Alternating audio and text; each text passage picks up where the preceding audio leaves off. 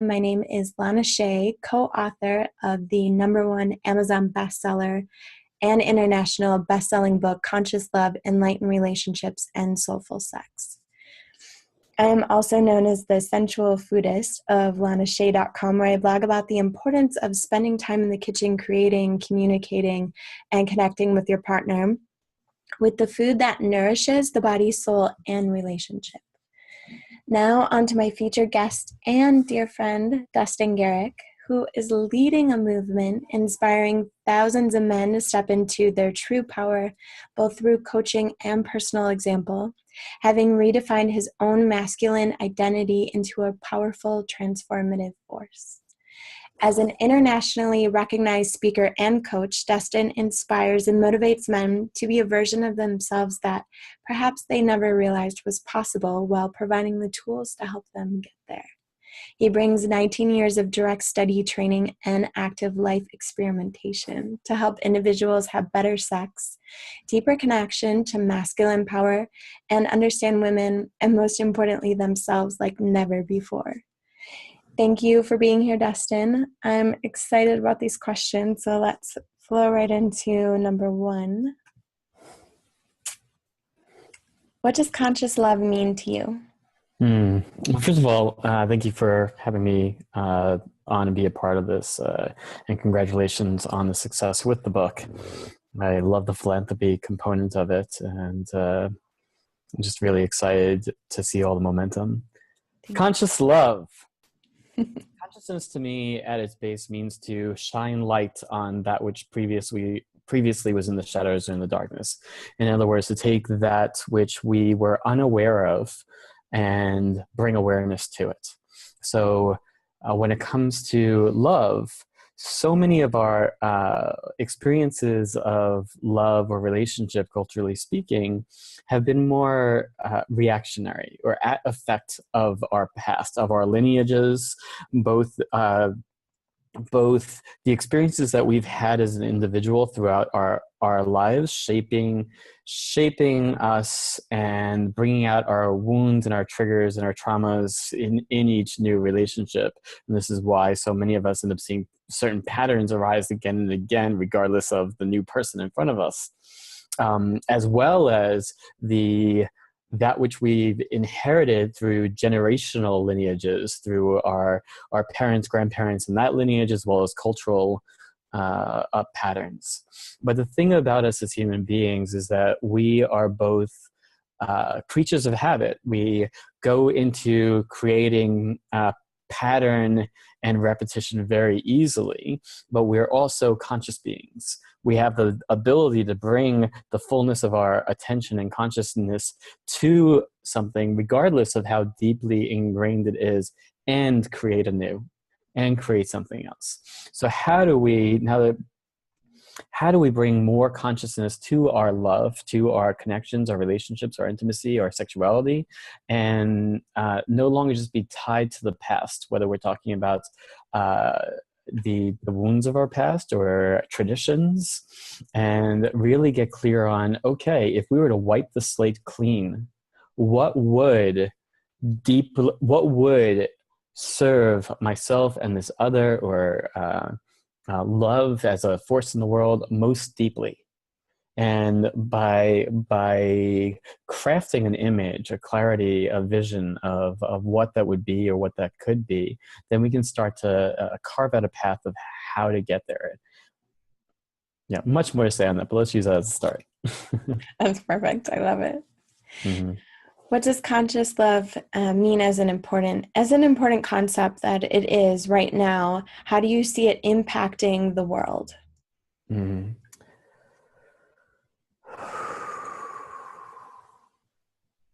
Well, I think that a big part of it, when we're looking at it from the global perspective or its impact on the world, is that we are gaining a broader perspective.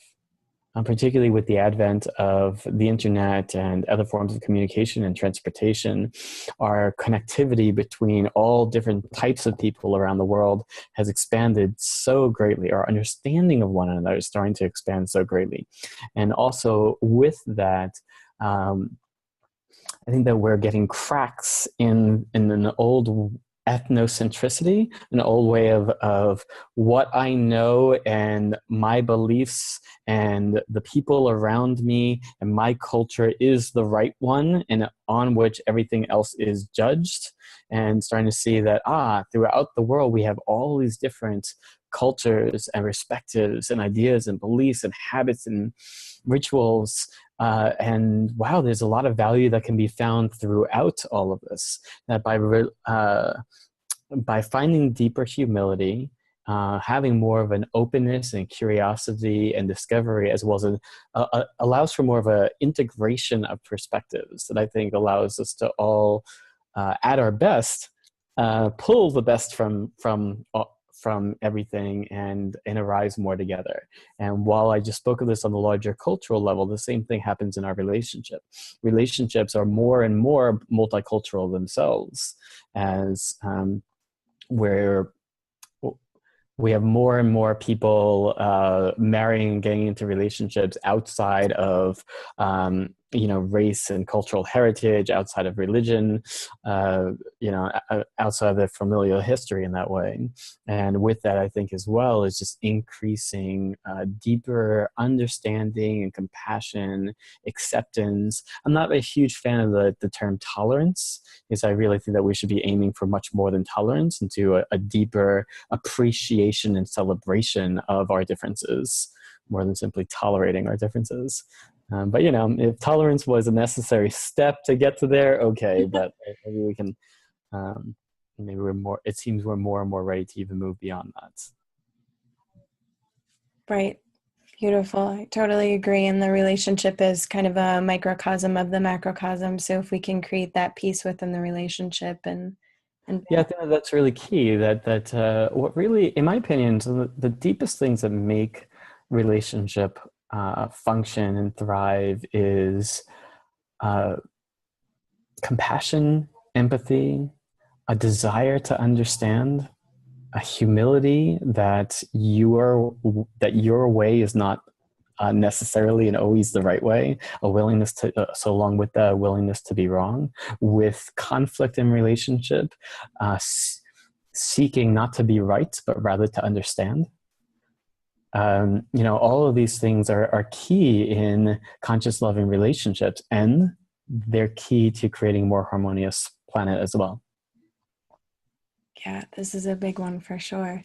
And so on that, so our relationships in that way can be these crucibles for learning these skills and these tools, and where sometimes the deepest inspiration to do the work necessary to learn those things can take place. And then as we really gain a greater capacity with all of them, it can naturally spill out into more and more of the rest of our lives.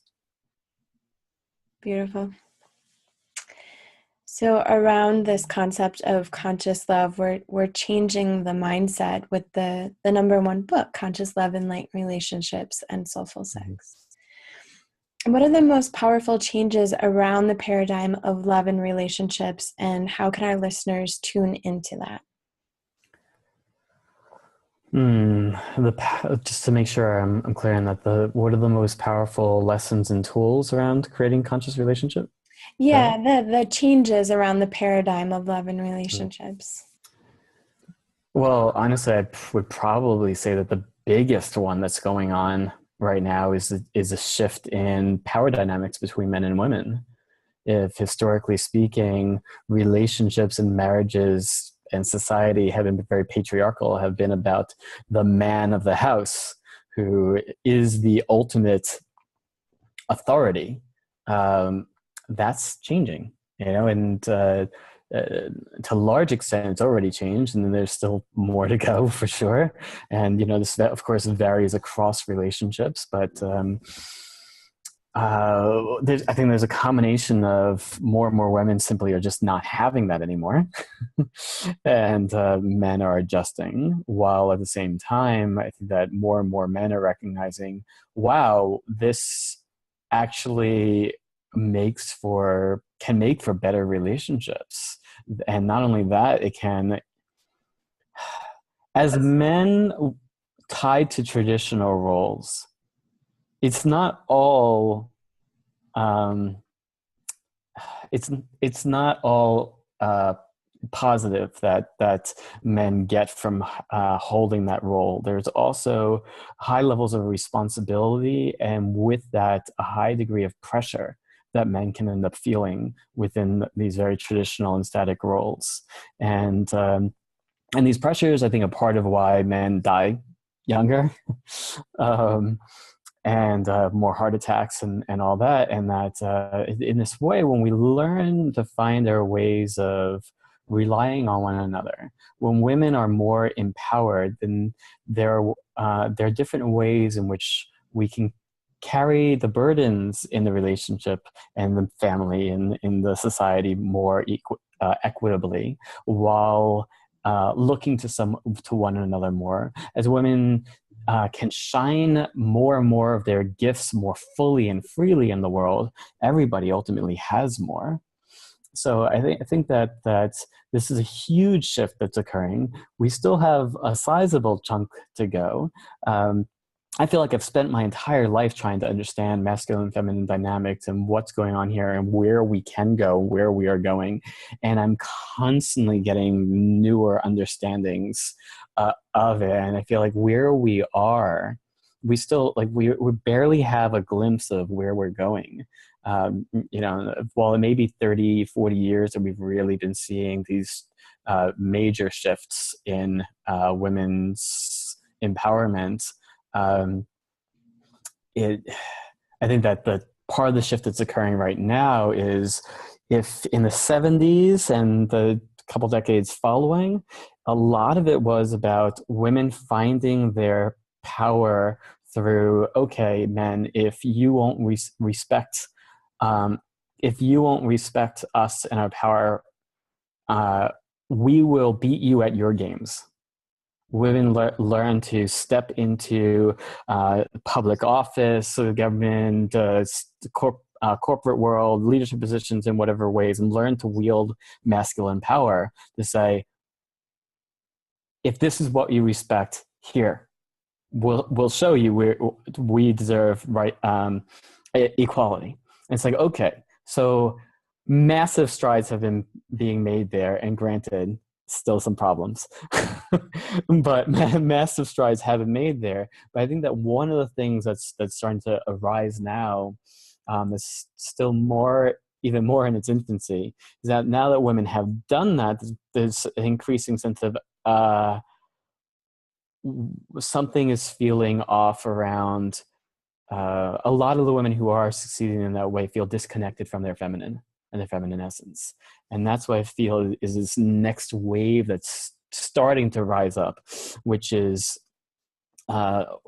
women refinding their true feminine power rather than finding their masculine power, the power that exists within the feminine itself, and allowing that to rise up. And as that really rises up, I see our entire planet and social structures needing to resituate themselves in ways that even I, who have spent my lifetime trying to understand this, can't even really wrap my head around what that's going to look like. I feel like I'm going off a little bit of a tangent, but no, I love it. It's wonderful. You're speaking a lot about the dynamic, which we have to be open to seeing something completely different, and it's shifting completely because we really don't know. Yeah, because again, when we're talking on the global scale, they used to say, maybe still do, but I hear it less, that about women learning to make it work in a man's world. And my interpretation of this is that if we look at it as some thousands of years of what we'll call a patriarchal system of male-dominated society, the entire society as we know it has largely been built with men holding the power, and therefore building structures and building the way our society, our businesses, our governments function based on a masculine perspective of the world. So it really requires either a disintegration and a rebuilding, or other form of a restructuring of our entire society for what would a society that's truly balanced in masculine and feminine principles, in how it is structured, in how we experience success, how we build our lives, how we structure our families, how we structure our businesses and our governments. And I don't just mean women as an equal force, but the feminine as an energy, meaning collaboration versus competitiveness, more of a listening versus a assertion of authority or status. Of course, just as the masculine has its positive and negative qualities, so does the feminine. And as those rebalancings occur, I do think that we also see more of both. More of the positive impact of the feminine, as well as more of the quote unquote negative impact of the unhealthy feminine. But I like to think that as we come into greater balance, both the masculine and the feminine within each of us and between men and women comes to a healthier expression. Beautiful. You actually kind of flowed right into this next question, touched upon it. This is a two-part question, actually. What is the most powerful tool you have for our listeners to implement right now to help them create enlightened relationships? So first, to recognize that they're stuck in an unconscious love pattern, which you did touch upon. And then second, to take actions to be more conscious with their self-love and love relationships. Mm-hmm. Well, anything that is... anything that's creating separation between you and your partner, I'd consider being having its root in an unconscious love pattern. And the biggest tool really is bringing deeper attention to compassion. How we are all, we're living in a crazy world. It's highly imperfect on one side. Of course, on a cosmic level, you could argue that, but you know what I mean? There's a lot of pain and suffering in the world, and we all carry our wounds because of it. All of us, we grow from before we get out of childhood, we're carrying scars. Scars that we can spend the rest of our lives reacting from. And some of us have it even tougher than others. And how can we, in our personal relationships, first and foremost, always come back to that place of compassion that too often I feel that there's our society and our media really pushes the separation between men and women and the war between the sexes, and who's got it worse, who's got it better, and none of that is helpful. All of that creates separation. And how can we have more compassion for? Yeah, I get it. Being a woman in this world is hard. It carries a lot of things that I'm never going to experience in quite the same way. Never. And as much as I have put a shit ton of energy into trying to understand, there are certain aspects of it that I'll probably always be limited in how much I truly can understand it. And yet it affects you. And likewise, I get it. It's really hard being a man in the world today. There are a lot of expectations that we still have of our men that we can internalize and feel of ourselves. Loads of pressures that we can end up feeling, again, internally as well as externally, that can be really painful. These are the things that, again, lead to early deaths, suicide, disease. And unfortunately also a lot of, I personally believe a lot of this pain that men carry with an inability to communicate or more in a healthy way, or have a healthy space to communicate or express these pains, is also what leads a lot of men to take that pain out on others. And so where too can women find deeper compassion for the experiences that men have in the world, including on both sides of this, including the compassion for that which you don't understand, that which you don't know. Again, I really do believe that is the single biggest tool that we all have the capacity to intentionally explore more and more throughout our lives, really, that helps build more conscious relationship. That deeply resonates. I'm sure a lot of people are going to connect with that. I definitely agree. Going to go into a question to shift up the energy a little bit, go into a more juicy question around soulful sex, because I know this is an area of expertise for you. Yeah, perfect question. Sex is one area of intimate relationships that could certainly use a conscious shift and more awareness. How can our audience move toward creating safe and soulful sexual relationships?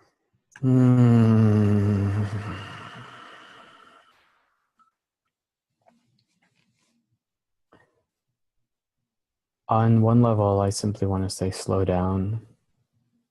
For the men listening to this, I particularly want to again first recognize and acknowledge that, you know, the pressures that we carry and tends to be the expectation of being the initiator to make this happen, and as well on top of that, that you are supposed to be the superstar stud simply by the fact of being born male. Understand her body, understand sex to levels that will automatically are going to place you as the best lover she's ever had, and all these things that we can end up feeling is a deep pressure as men, and sometimes even have experiences with women that in which these women reinforce these pressures. Not helpful. That slow down, that take the concept of performance out of your vocabulary. It really isn't helpful. Sex doesn't have to be about performance. The more you can let go of this idea that there's some particular way in which you're supposed to show up, and the better. The more you can drop into your body in this moment and what is happening right now. And the truth is, only from that place of deep presence, of really being here right now, are you really connecting into true intimacy or even passion with your partner. Everything outside of that, it's all a head game. And so along with that, it's also bringing less focus onto the mechanics of sex and more into the connection of sex.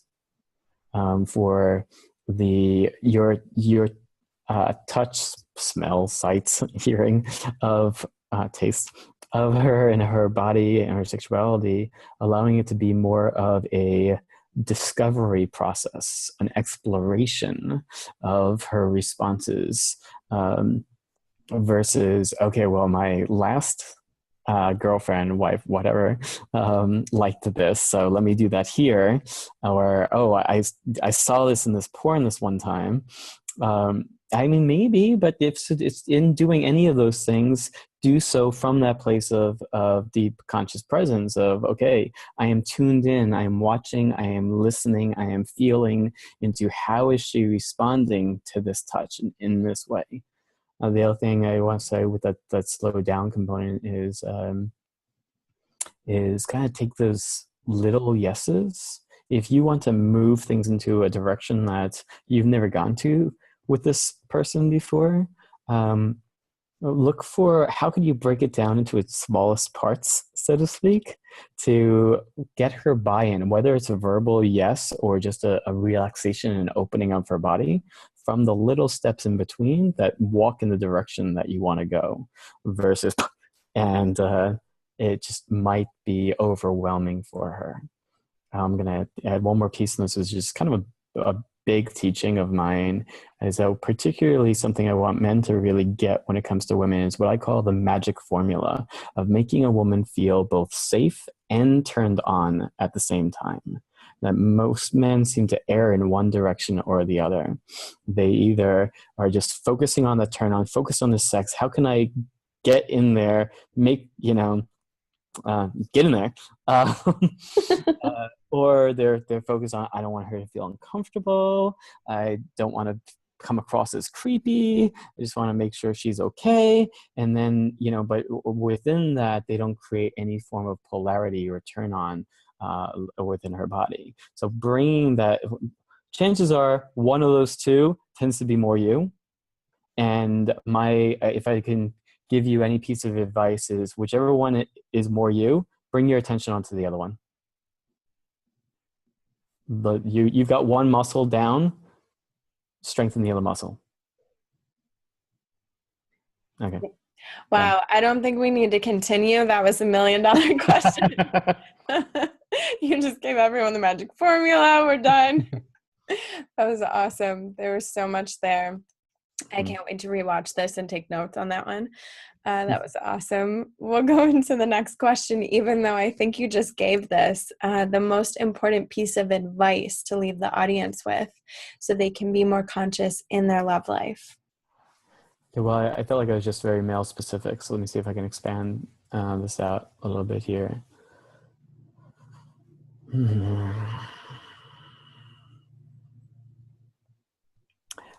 I guess I just want to say, get to know your own self, your own body, your own sexuality better. That most of us, when it does come to those things, it's, we have, most people at this point masturbate, but it also tends to be very habitual. We have, this is what I do, this is what I do, it's how I get off. And oftentimes that habit is something that was developed a very long time ago. And doing some, the same or some variation on that, which may have even been developed when you were a teen, preteen, even earlier, where the primary directive was how to do this as quickly and quietly as possible so you don't get caught. Well, if that's what initially built this muscle, these are patterns that you are building in your body and in your neurology. If getting this done as quickly and quietly so you don't get caught probably isn't your prime conscious directive with sexual experiences anymore. So perhaps it's time to update those patterns in your body. And so get to know your own body in new ways, slow down. I mean, it can be as simple as the way that you do things. The next time you self-pleasure, work with one rule. Anything but that. Anything but what you normally do starts to break you out of your box, out of your little sexual rut, and starts to open up new possibilities. And that can be explored indefinitely, but the more you know this internally, your own body, your own emotionality around that, your own sexuality, different parts of your body and potential for pleasure and orgasm. Notice I said and orgasm, so not just orgasm, but yes, and also orgasm. The more that you can bring to your partner, the more of yourself that you bring to your partner, and the more that you relate to yourself in that way, the more you can start to just easily, naturally relate to your partner and their body in that way. And that creates more powerful, pleasurable, more intimate, more passionate sexual relationships. It's a big place to start from. I love it. So much to work with there. That was actually the last question. There was so much there. Thank you so much for sharing your wisdom. Where can our listeners find out more about you? Probably well, I'd like to offer, oh no, I don't think I'm allowed to do that. You can You can go to enticingdesire.com. That's probably going to be the simplest, easiest way to make a connection to me. It's just enticingdesire.com. Or you can always find me at destingarrick.com. That's my name, Destin, like destiny without the Y, Gerek. And please drop a line, connect, explore. This is my life and my work, and I create it for you. So let me see how I can help you.